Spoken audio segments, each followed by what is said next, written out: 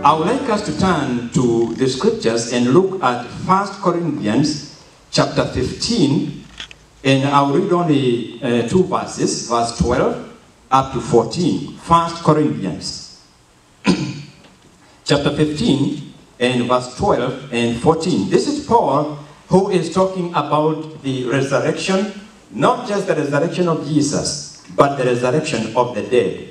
And this is what he says from verse 12. Now, if Christ is preached that he has been raised from the dead, how do some among you say that there is no resurrection of the dead? But if there is no resurrection of the dead, then Christ is not risen. And if Christ is not risen, then our preaching is empty, and your faith is also empty. Bless the name of the Lord. Father, I want to thank you for this word. Begin now, Spirit of God, to minister. Begin to minister to me as I deliver this message that you gave to me. It is not by my wisdom, nor by my ability, but I want to do it by your Spirit. So take over and begin to minister. Let the Spirit begin to move among the people. Lord Jesus Christ, I'm asking that you begin to lay your hands on each one of us. Today, let us leave this place completely transformed by your word. Your word is spirit and it is life. It is in your mighty name I have prayed. Amen. So today I want to talk about this message of resurrection. And the message is resurrection, the hope of every child of God. I want to start by just giving an introduction to the resurrection. In the Old Testament, the resurrection of Jesus was foretold, and you can check that it is a fact. Jesus himself spoke several times about his death and his burial and his resurrection. So the issue of resurrection was spoken even before Jesus was born. And then when Jesus came into the scenery, he spoke about it. He said clearly, I am going to be crucified, and after 3 days, I am going to rise up again. We know from the scriptures that on the 3rd day after his death, he rose up very early in the morning on the 3rd day. That means the tomb where he was laid, although it was sealed by a heavy stone and a seal by the Roman government, the stone was unable to stop him from resurrection. The guards who were put there, they were unable to stop his resurrection. And when God ordains, when he commands a blessing upon your life, upon my life, nothing can stop it. You cannot stop God. The grave did not stop God. Death did not stop God. It was futile even to seal the grave where Jesus was. He said, I'm going to come back alive, and he is God. When he speaks, it must be done. If he has spoken of your life, over your life, it must be done, it shall be done. The grave, the stone, the guards, nothing can stop the Lord from releasing the blessing he has said he will bless you with. Now, we are going to look at the evidence of resurrection. We are going to make sure that we understand that there is ample evidence about the resurrection of Jesus.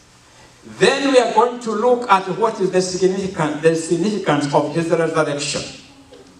And we will make a conclusion. So first, let us look at the evidence. Let us look at the facts of the resurrection. Because today, there are still people who are opposed to the idea that Jesus resurrected. Now you remember, even when he was buried, the high priests, they went to Pilate and said, that man said he might come to life again after 3 days. Therefore, let this tomb be guarded. Let it be sealed so that he doesn't escape. And when the Lord resurrected, the soldiers guarding the grave When they reported what they saw, they were given money and they were told to say that the body was stolen. Now you can see the message of resurrection, how it is fought very hard. It is not just today. The battle against resurrection started many, many years ago when Jesus died. So we are going to look at the evidence of resurrection. The first thing we notice about the evidence of resurrection is this, that the grave was empty.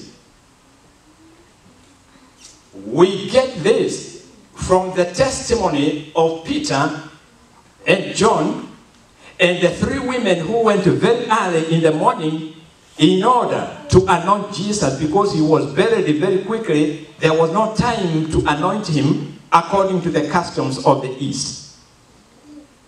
So the first testimony we have is the testimony of Peter and John as they ran to the tomb when they got the message from Mary that Jesus had resurrected.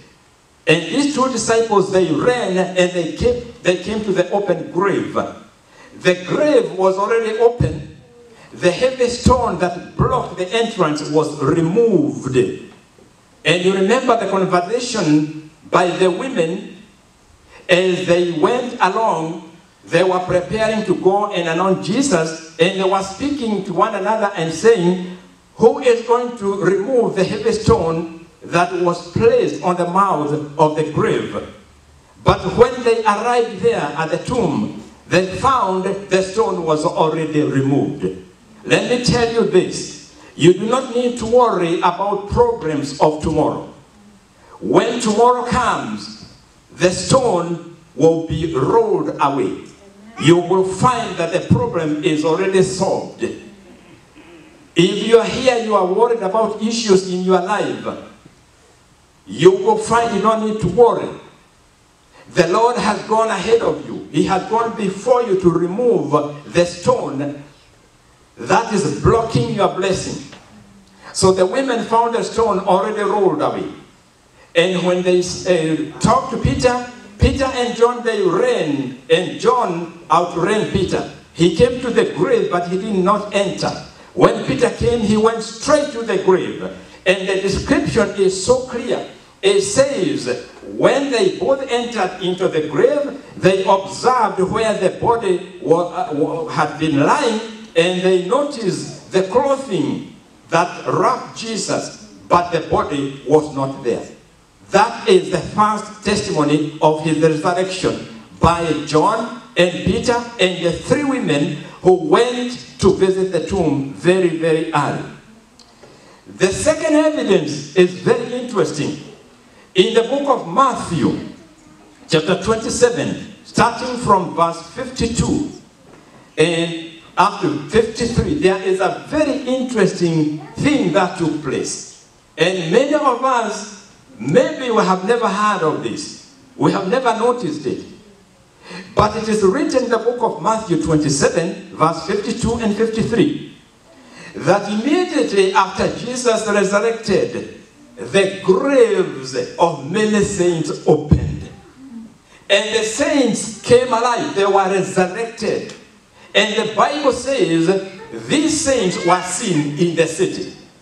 So ask yourself a question. Why were they still in the grave before Jesus died?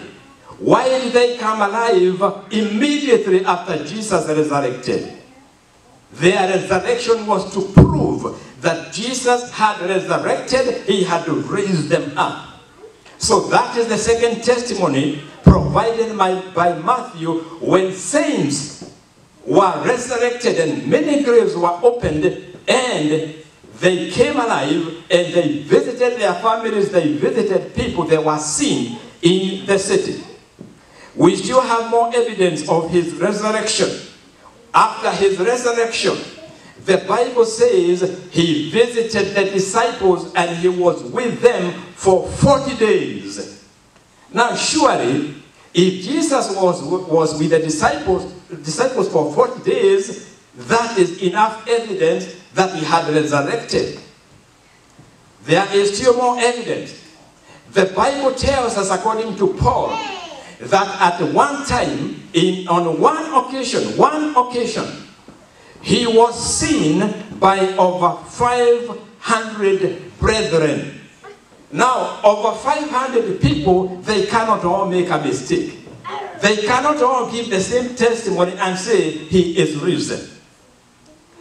Not even that, there is still more evidence of his resurrection. The coming of the Holy Spirit. The Holy Spirit came on Pentecost. And you know, you can read this in the book of Acts, chapter 2. Now, the Holy Spirit could not have come without, first of all, Jesus resurrecting, ascending, and then sending the Holy Spirit. Because he is the one who had promised that I will send the Holy Spirit. So when the Holy Spirit came, he was a powerful testimony that Jesus was alive and in heaven. The Bible says clearly, when I ascend, I will send the promise of my Father. He was referring to the Holy Spirit. And therefore, when the Holy Spirit came, you have testimony beyond all testimony. The message there is that this is our victory over everything. Hallelujah. It is the victory over death and the grave. Therefore, we need not fear the grave. We need not fear death. Because this is the victory that overcomes the fear of death, the fear of the grave. It is therefore so vital to understand that because Jesus resurrected, we know there is going to be a resurrection. We know there is going to be victory over the grave. We know there is going to be victory over death. That is why this day is so special. That is why this message is so special. Because it is our victory. Not only is it a victory over the grave and over death, over the fear of death, it is also a victory in every trial, in every affliction that we go through. When we are afflicted, when we are in sorrow, when things are so tough and so difficult against us, we encourage ourselves with this message that there is a resurrection of the just that is coming. We encourage ourselves and say there is victory because Jesus rose up again. And when we remember that by Jesus coming to life again, it also means that every situation we come across that is dead, we can speak to it and bring life to it, so that you are not discouraged. When you find that things are so difficult, when you find that nothing seems to be succeeding, you begin to speak victory over the situation because of the resurrection life of Jesus Christ. He said, I am the life, I am the resurrection. When you come across a situation and it is so difficult, you do not know what to do, you don't see a way out of it, you remind yourself that Jesus said, I am the life, I am the resurrection. And because of that, you gain victory over every difficult situation that you come across. So it is our victory. Not only that, this is the other conclusion about the resurrection from the dead. Not just the resurrection of Jesus, it is the resurrection of the dead. Everyone who has died. And I'm addressing this to the believers. This is another important conclusion about this victory, about this faith we have of resurrecting and living with Christ eternally, forever. This is another conclusion. This is the reason the resurrection of the dead, and particularly the resurrection of the just, meaning your resurrection and my resurrection and the resurrection of every child of God. That is the reason we preach the gospel. That is the reason we do what we do. That is the reason why we still stand. Even when we go through very difficult trials, we still speak the name of Jesus Christ. This is our victory. This is the reason why we serve the Lord.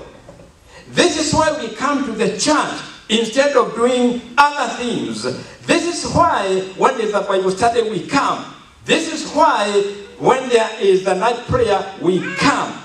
This is the reason, because of this wonderful hope that has been given to us. Without this hope, Paul says it is useless to preach.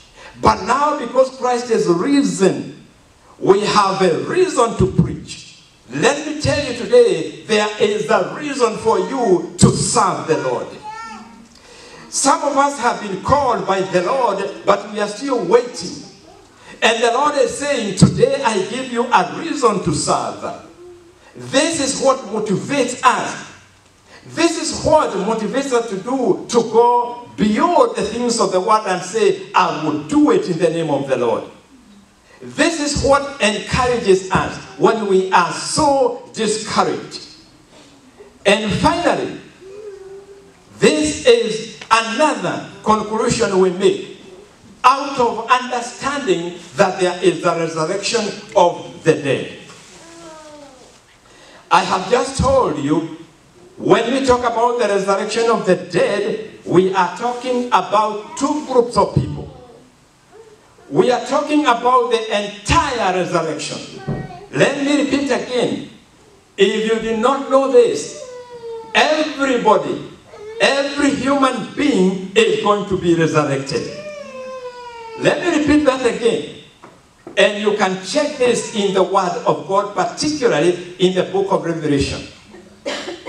Every human being who has died, and those who will die, whether they are sinners or they are righteous, every human being is going to be resurrected. Hallelujah. Amen. The only difference is this. Those who have rejected Christ, when they are resurrected, they come into condemnation. They come to stand before God, and they are condemned to the lake of fire. They are condemned permanently, never to leave the lake of fire where the devil is. You have heard this argument that God is so loving, he cannot send people to hell. And I want to tell you, Jesus has answered this question when he spoke and said, hell or the lake of fire was not made for any human being. He specifically says in the book of Matthew that hell or the lake of fire was prepared for the devil and his angels.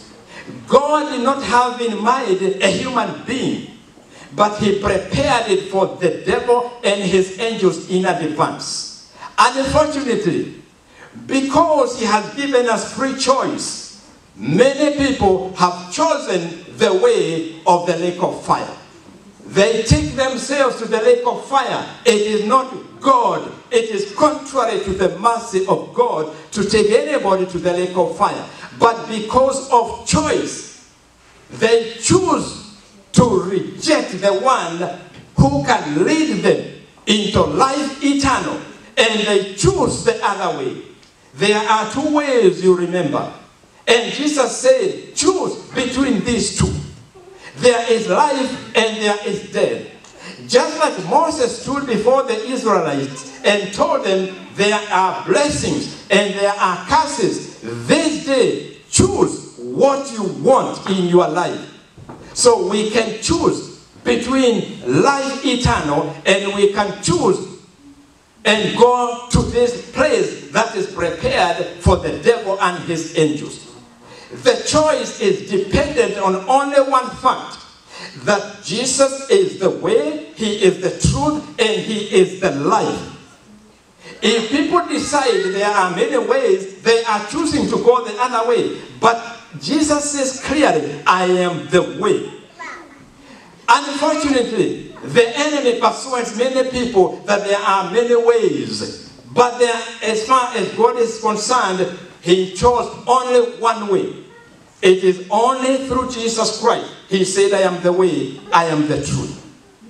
So when you talk about the resurrection of the dead, remember then that there are two groups. There is one group that has been walking on the wrong road for many years, and they refuse to listen to the message of salvation. They continue walking until the end when they die. Now, they have made their choice. They have given the offer, they have rejected it. But thank God there are those who have received the message of salvation. There are those who are even today receiving the message of salvation. There are many who are going to receive the message of salvation, and they will choose for Christ. Those are the just ones.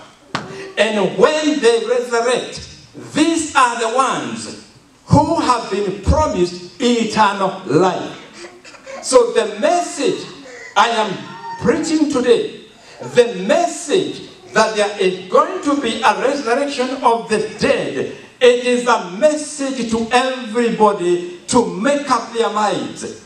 Once you know that there is going to be a resurrection, then you have to make up your mind, which way do I go when I am resurrected? Am I going to go the broad way, where so many are walking and end up in condemnation? Or am I going to choose the narrow way and say, I choose Christ. I choose to be saved. I choose that my name be written in the book of life. The message of the resurrection of the dead, every dead person. It is a message for people to make up their minds. It is a message that is very urgent. It must be heard in the heart and minds of the people. There is definitely going to be a resurrection. But which group do people want to belong to? Do they want to resurrect and come before God only to be condemned? Or do they want to believe in the one who can give them eternal life? That is why the message of resurrection is so important. It is a message to the world to make up their minds. It is a message to every human being to make up his mind or her mind. Which way do you want to go? There is no question about it that there is going to be a resurrection of everybody. Perhaps this is a message that has never been known by many people. When we talk about resurrection, there is a tendency to think about the resurrection of the just only. No, there is the resurrection of the dead. Read the book of Revelation chapter 20. It talks about the resurrection of those people who have rejected God from the beginning.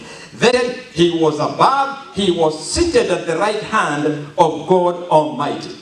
Finally, there is still more testimony to show that Jesus resurrected. And this testimony is about the signs and wonders performed by the disciples. You read the book of Acts and you will see there are so many miracles, so many signs and wonders. This is because Jesus was alive. He was the one who was enabling them to do the signs and wonders through the Holy Spirit. So the testimony of the disciples, the signs, the miracles they did, that is also another testimony that Jesus is alive. He had resurrected. Even today, when signs and wonders accompany us, according to Mark 16, where the word says, and these signs shall follow those who believe. When these signs begin to follow, it is a testimony that Christ resurrected. So we have so much evidence of the resurrection of Jesus Christ that there is no need for anyone ever to doubt that Jesus Christ arose from the grave. He arose from the dead. Now, there is a very powerful reason why we need to know that Jesus Christ resurrected. We need to know, what does this mean to us? What is the significance of his mighty resurrection? Once you have proved that Jesus resurrected, you come to something else very powerful that concerns you and me. Indeed, the resurrection of Jesus Christ was aimed at proving one very vital thing to the believers, to you and to me. So we go to the Old Testament. In the Old Testament, you find that the resurrection of dead people was foretold. Isaiah talks about it, Daniel talks about it, and a host of other prophets, they spoke and they said there is going to be a resurrection of the dead. They were not talking about Jesus Christ. They were talking about people. And they all prophesied that the dead shall rise. Now, this is very important. Paul is arguing now in 1 Corinthians 15. If the dead are not raised according to the Old Testament scriptures, if the Testament, if the word in the Old Testament is not true, meaning that the prophet who said there is going to be a mighty resurrection, if that is not true, then Jesus did not resurrect. You can therefore see that the resurrection of Jesus is so important because it shows that what the prophet said, that there is going to be a resurrection of the dead, it is true. Because Paul is saying, if the dead people are not raised up, then Jesus did not resurrect. And then he argues and he says, if Jesus did not resurrect, then we preach in vain. Our preaching is useless. And our faith in the Lord Jesus Christ is useless. Even the central message of salvation, that we are saved by faith in Jesus Christ, it is useless. So Paul is saying it is impossible that we are preaching a message that is irrelevant. So he says, then our faith is useless. Then he says, even our people, our loved ones who have already died, they are lost forever if Jesus did not resurrect and if the dead are not raised. That's what Paul is talking about. But we know, according to the scriptures, that Christ is risen from the dead. That is a fact which we have just proved. The story I have told you in Matthew 27, 52 and 53, it gives us an example of the resurrection of the dead. These people, the saints, they were dead. But when Jesus resurrected, they were resurrected. That is proof to you and to me that the dead shall rise up.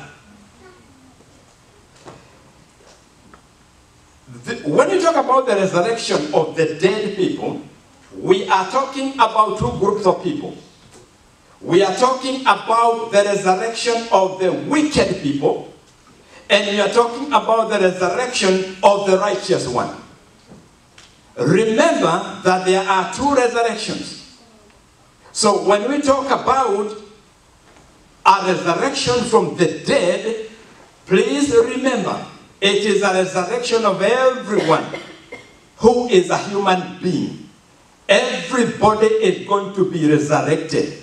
Because we have just shown that the resurrection of the dead people was foretold in the Old Testament. And by Jesus rising up, he proved that indeed there is a resurrection that is coming, the resurrection of everybody. You know, many people do not quite understand that when we talk about the resurrection of the dead, it means everybody. Now, you know that there are people who are cremated, right? Mm-hmm. When they die, they are cremated. There are people who are blown up into pieces by bombs. There are people who disappear in the ocean. They are never seen again. So you might begin to wonder, how are they going to be resurrected? It doesn't matter to God. All we know is that everybody who has died, they are going to come back to life again. But then, because there are two resurrections, if we all understand that everybody is going to come back to life again, we have also to understand from the Old Testament and the New Testament that when people are resurrected, there are two groups. The group that belongs to those who have rejected the Lord Jesus Christ. The group of the wicked people. And there is the other group, the group of the righteous. That is what is talked about in the book of Revelation. There is the revelation of the just. It is called the first resurrection. There is another resurrection of the wicked. Everybody who has rejected Jesus Christ. All of them, they are going to come alive again.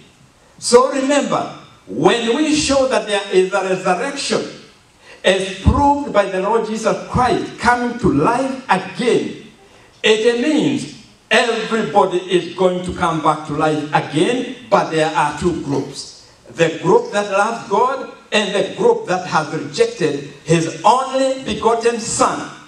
They have rejected him as the way and the life. So we make the following important conclusions about the resurrection of the dead.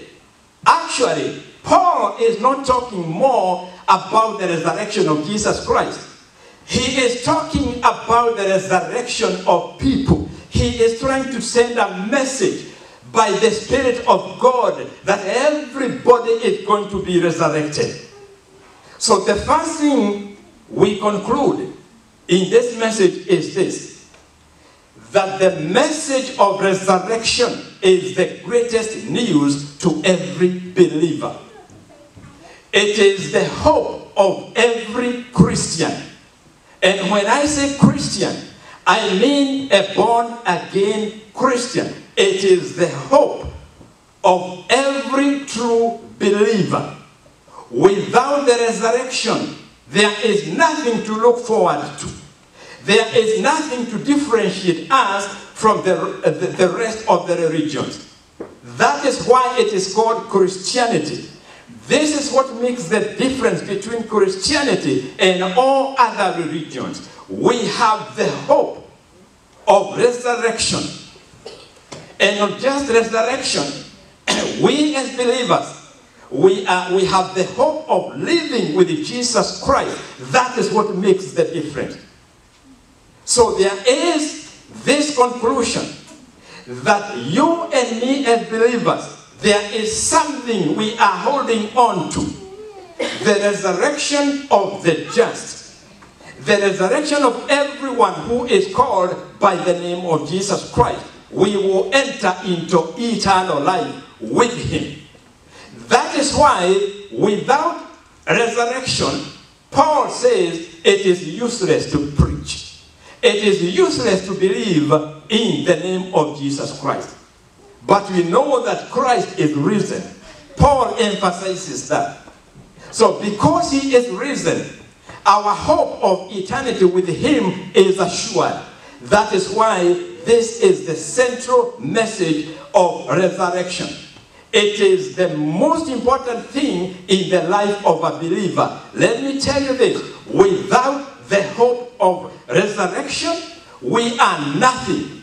We are just like anybody else. There are people who argue after you die, there is nothing else. If truly there is no resurrection of the dead, as Paul says, we might just as well eat and die because there is nothing else. There is no need to go through the trials and persecutions we go through in order to praise our God. There would be no need. But now, because there is the resurrection of the dead, we have this hope that we look forward to. There is this hope of every believer that we shall come back to life again to live with Christ forever. That is the first conclusion out of this message. The second conclusion is this. Resurrection, the message of resurrection that drives them this way. He says, and I saw the dead, and they stood. Now tell me, how can the dead stand if they are dead? It means they came to life, and they stood before God Almighty. But when they stood before God Almighty, the Bible says books were opened, the records were opened, and their names were checked, and they were not in the book of life. So therefore, they received the final condemnation, and God said, I do not know you.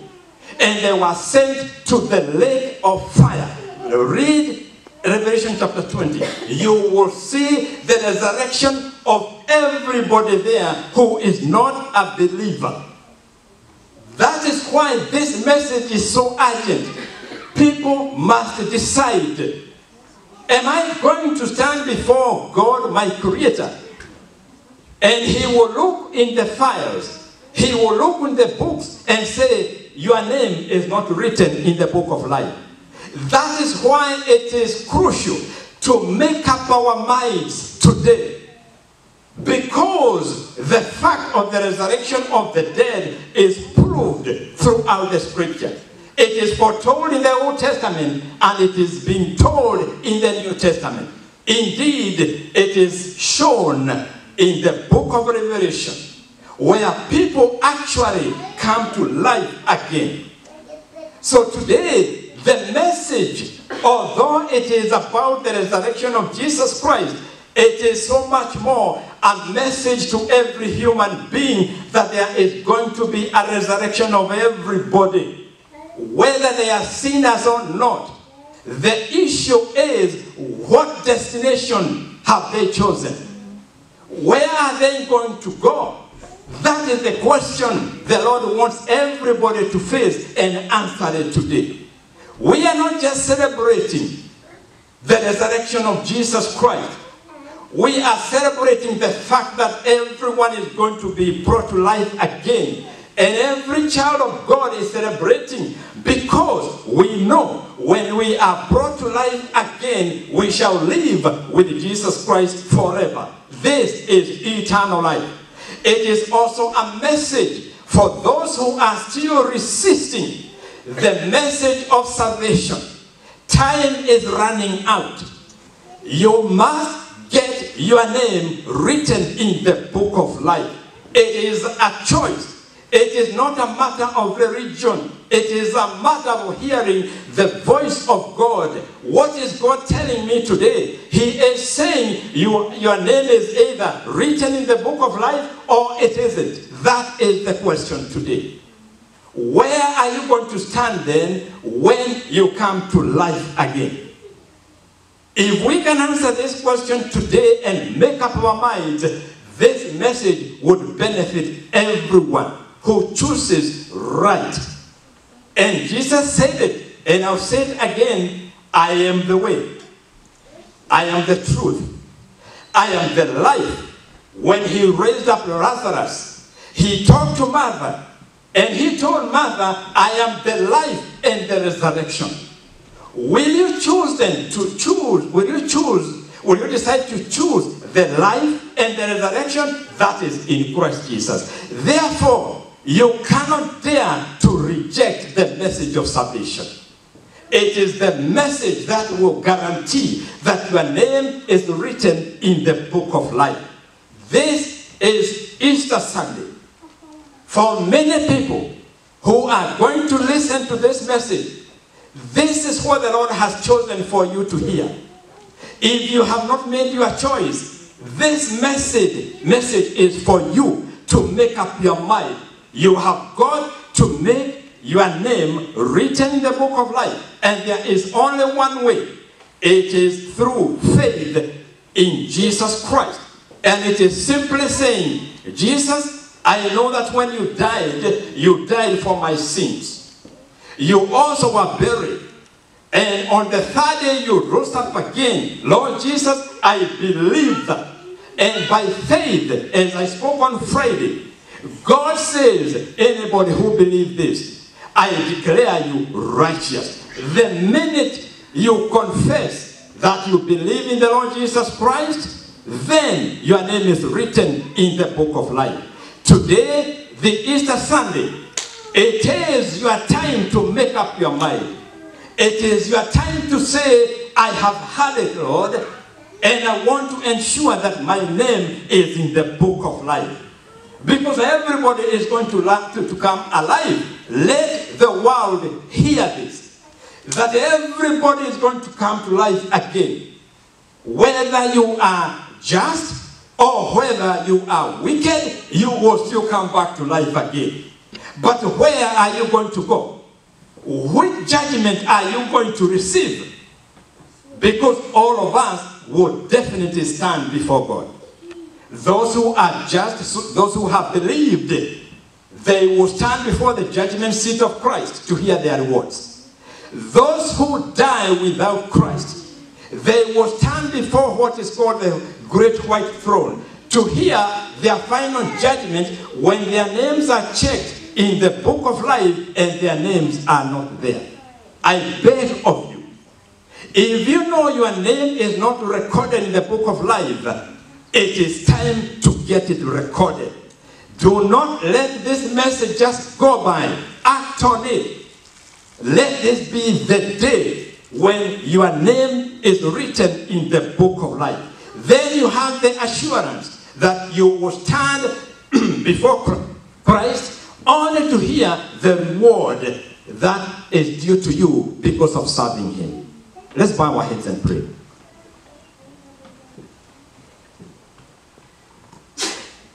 If you are here today and you have heard this message and you need to make up your mind to give your life to the Lord Jesus Christ, he says, I am the way, I am the truth, I am the life. There is no other way according to the living God.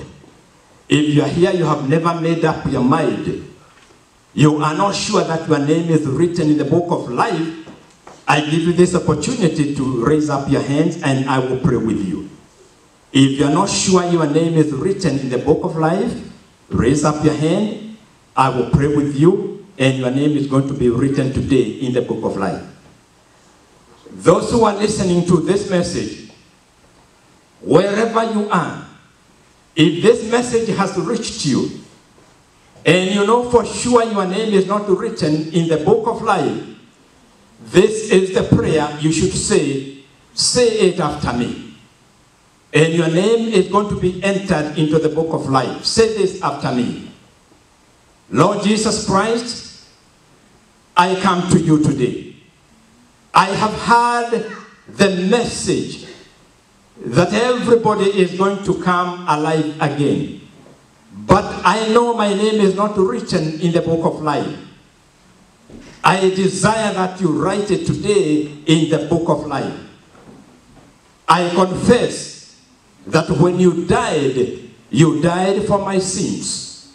I confess, Lord, that you were buried, and on the third day, you rose up again. I believe in you, Lord Jesus. Therefore, I ask you to write my name in the book of life. Forgive me my sins. Forgive me all my mistakes. Wash me with the blood that you shed on the cross, and make me your child again. I thank you for saving me. Now I am a child of God. Now my name is written in the book of life. Thank you. It is in Jesus' name I have prayed. Amen. If you have prayed this prayer, by faith, know and believe that your name has been recorded in the book of life. Father, in the name of Jesus, I want to thank you for this time you have given to us to hear your voice from your throne of mercy. For this word is not spoken on the basis of the knowledge of man. It is life. It is spirit. Lord, I'm asking that this message is going to revolutionize the life of every person who has had it. And I thank you for those who have prayed this prayer, that their name be written in the book of life. I am asking, Lord, that you seal them today for their commitment. And I'm asking that you empower them, encourage them, let them know they have made a decision they will never regret. I commit your people into your hands today. And I commit them throughout this week, Lord, that you bless them in every area of their lives. Shelter them from every attack of the enemy. Shelter them from every weapon that is being formed against them. Guide their feet, good shepherd, into green pastures. Let them prosper. Let them succeed in every area of their life. Protect them against accidents. Bring peace in their hearts. Bring peace in their families. Bring reconciliation where there is infighting, where there is disagreement. Bring healing, because by your stripes we are healed. Anybody who is sick, I declare by the stripes of Jesus Christ, you are healed now in the name of Jesus. Lord, I thank you as I seal your people today, and I bring them into your care. Care for them, walk with them throughout this week. It is in the mighty name of Jesus Christ I have prayed, and the church says, Amen. Amen. And now may the grace of our Lord Jesus Christ, and the love of God, and the fellowship of the Holy Spirit be with us now and forevermore. Amen. And surely goodness and mercy shall follow me all the days of my life, and I shall dwell in the house of the Lord forever and ever. Amen. And now may the Lord bless you and keep you. May the Lord lift up his countenance upon you and be gracious, and his face towards you, and keep you in peace throughout the week. May the Lord guide your feet throughout this week. It is in Jesus' name I have prayed. Amen. Amen. God bless you.